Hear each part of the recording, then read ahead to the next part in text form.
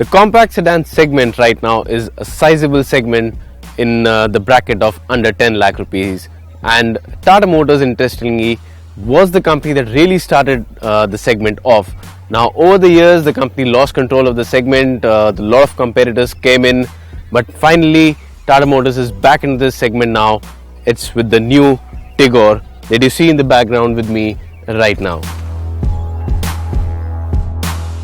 Now up front at the first glance, this might seem more like the Tiago. Well, you aren't wrong, because this is a car that's based on the Tiago.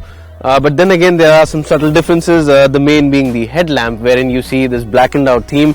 Also, this one's got projector headlamps, and you can see the cluster is different. It's got this squarish units. There's a different chrome bezel as well in the fog lamps. But then again, that is the main difference that you see at the front. But when you're talking about the Tigor, it's not the front. The main difference lies at the rear. So now this is the main angle from where you actually find the difference when you see the Tigor vis-a-vis the Tiago. Beyond the C-pillar, the car is totally different, because you see this roof. Unlike any other compact sedan in the segment, this has a boot that goes on and merges with the body seamlessly. You don't have that box effect wherein a lot of sedans you see the boot looks as if it's been really punched into an aftermarket. That's not happening here, because you have this roof line that really flows in seamlessly and merges with the back, which gives this car a very good overall stance, and of course a little bit of sporty dynamism as well.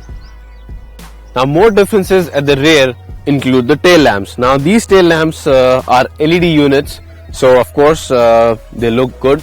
They look good in day and at night. They look a little premium. To enhance that premium appeal, again Tata Motors given this chrome strip, so that goes well with the overall design. Now the overall design is pretty much like what we see in a notchback, because you don't have a boot that really sticks out. Now you can call it a notchback, but Tata Motors prefers to call it a style back. And as far as style is concerned, well, the Tigor does make a style statement, because as I told you earlier, unlike any of the compact sedans out there in the market, this one is the only car that doesn't have a boot that really sticks out. So on that count, the Tigor does make an impression. Now one of the main reasons why you would want to buy a compact sedan is because of the boot. Now when you talk about the Tigor, it's got a boot capacity that's class leading, but it's not just the capacity that makes it different from the segment. While it has got a class leading 419 liters of boot space, one of the key differences is the design, the folding design. Now if you look at regular compact sedans or hatchbacks or other sedans, you would remember that most sedans have got this gooseneck hinge around here. Now what happens is, when you close the boot, that hinge intrudes into the boot space. That effectively reduces the amount of space that you can use. Now since Tata Motors hasn't used any of those hinges that really go inside, all of it is outside. Effectively you can use all of the space that is available. Now at 419 liters, this is the largest boot available in the segment. Also the design inside is well designed, so you can really put in bags. You can see we've got some bags here and some of our camera equipment, so using the boot is a breeze. And of course, if you're someone who's looking for putting up a lot of luggage, well, you can't get anything better than this in this segment.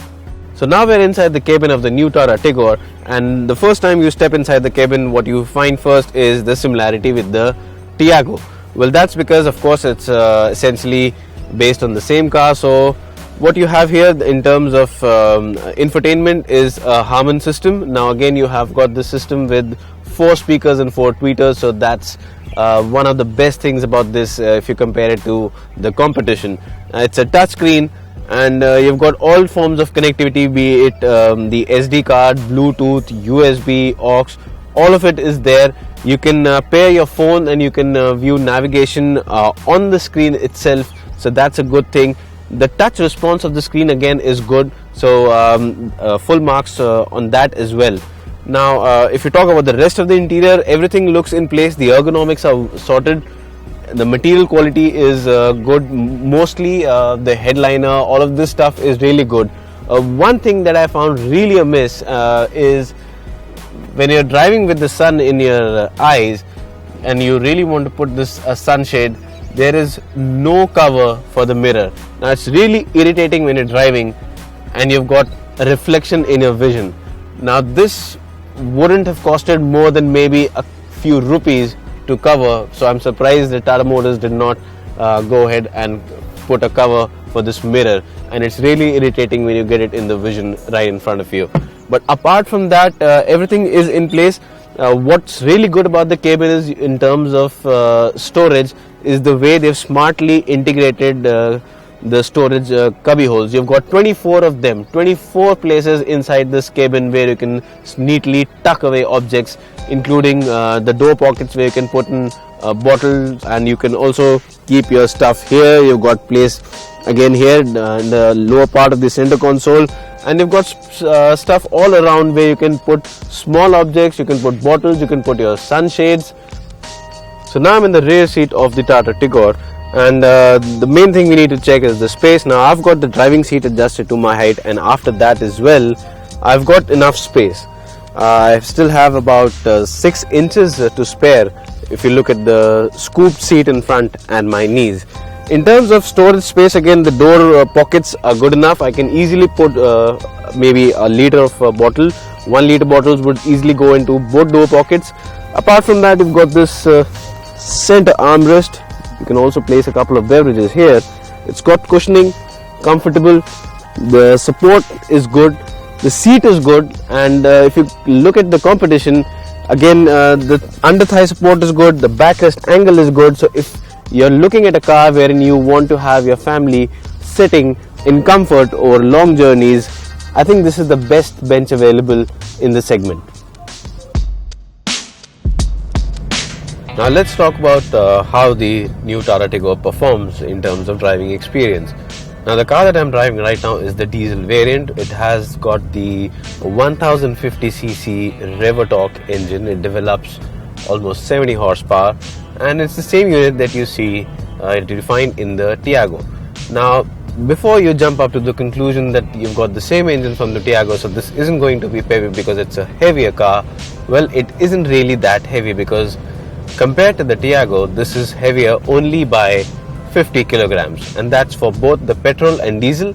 The additional weight is only about 50 kilograms. So if I have to talk about someone like me or an oversized adult sitting in the seat, that really offsets the difference. Now if you talk about the driving experience, well, it's a well sorted engine. It's got enough pep to move around in city conditions and urban conditions with ease. So once the tacho needle is about 2000 rpm, the engine moves effortlessly. Closer to 3000 rpm, there's a bit of a punch in the engine as well. And if you talk about fuel efficiency, well, again, it's a fuel efficient unit. Since this is a first drive, we haven't been able to put it through a detailed fuel efficiency test. But then again, if I have to look at the onboard indicator, that suggests we are getting over 19 kilometers to a liter. So that's good fuel efficiency, because we have been driving primarily within the limits of Delhi. And in terms of NVH2, the car fares well, because we've been driving this now for more than a couple of hours, and even on silent roads, the noise intrusion from the engine into the cabin is minimal, and that's the diesel that I'm talking about. So in the petrol, it's even lesser. So on that account, yes, it's a good car. We've already discussed that it's a comfortable car. When you talk about ride quality, again, the ride quality sorted, that's something that you expect all Tata cars to be good at. Tata has always got their ride quality sorted. It's the same thing with this. Potholes, bumps, expansion joints on flyovers, all are dealt with in a very good manner. All of the shocks, they're really filtered out. The cabin stays insulated from most of the road undulations that the car goes over. And the handling, again, well, it's not a sporty car, so it's a family car. It's a practical car. It's in that respect, it's a stable car. So even if you're doing over 100 kilometers, it's stable in the straight line. If you're going a little quick over the corners, well, it does handle the corners well. It tends to maintain the line. So overall, on that account also, it's a neutral car. So not sporty, not disappointing. It does what you want it to do. So now we're driving the petrol version of the Tigor, and this one's got the 1.2 liter Revotron engine. Now this makes close to 84 horsepower, and of course this is a little more punchier to drive than the diesel. Of course the diesel has a little more low end grunt because of the torque, but then again if you really want to drive fast, this one's a better choice. Now both engines come paired to a 5-speed manual gearbox. Unfortunately, there's no option of an automatic as of now in the Tigor. Now, although the company offers an AMT, an automated manual transmission for the Zest, it's surprising why they haven't offered it right now. But yesterday we did check with the company officials, and they said that if the market demands for it, if they see that the consumers really want it, they will consider launching it. So maybe you will see an AMT on the Tigor sometime soon. Apart from that, the other common thing on both engines, the diesel and the petrol that we're driving right now, is the provision of the Eco and City mode. Now this is something that Tata started off with the Zest. It's the same thing. You get a button wherein you can choose Eco. That helps you save fuel, changes the engine mapping, your throttle response, everything. City mode, it's a little more livelier. It helps you get into the gaps quicker. So not much of a drastic change, but yes, it makes a subtle difference, something that you can really feel. And apart from that, again, if you talk about the gearbox is slick, really easy to shift. The clutch is again light. So if you're driving this car in traffic, well, of course, the dimensions aren't too large. And if you look at the light clutch and the easy to maneuver gearbox, well, it's an easy car to drive even in bumper to bumper traffic. Now when it comes to safety, the Tata Tigor again scores well on this aspect. It comes equipped with front dual airbags. It also has ABS with EBD, and it also comes with CSC, which Tata calls it cornering stability control.